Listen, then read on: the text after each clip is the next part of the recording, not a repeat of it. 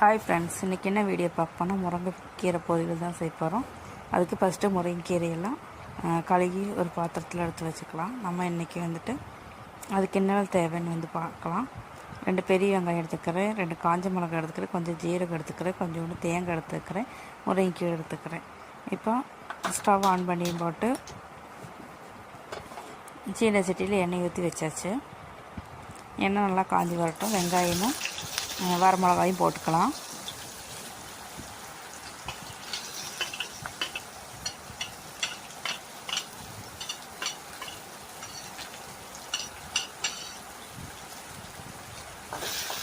நல்லா வணக்கிக்கலாம்.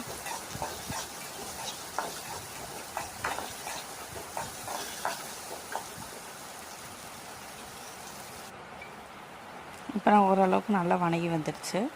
இப்போ உப்பு சேர்த்துக்கலாம். உப்பு சேர்த்து மட்டும் நல்லா வணக்கி விட்டுக்கலாம். இப்போ கீரை சேர்த்துக்கலாம். நான் இன்றைக்கி கீரையும் கொஞ்சோண்டு கீரை பூவும் எடுத்துருக்கிறேன். முருங்கைக்கீரை பூவு அதை 2 சேர்த்து போட்டு நல்லா வணக்கி விட்டுக்கலாம்.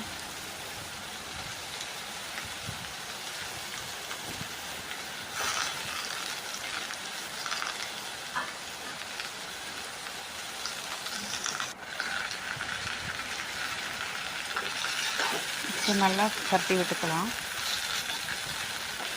வெங்காயம், பச்சை மிளகாய், உப்பு, கீரையெல்லாம் நல்லா கட்டி விட்டுக்கலாம். இந்த 5 நிமிஷம் வேகணும். அதனால தான் கீரையெல்லாம் நல்லா தண்ணியெல்லாம் போய் நல்லா வெந்து வரும்.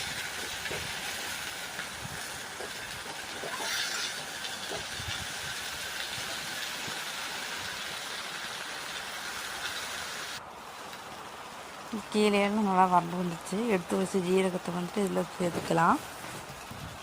இப்போ எடுத்து வச்சு தேங்காய் சேர்த்துக்கலாம். இதெல்லாம் போட்டு நல்லா கிளறிக்கலாம்.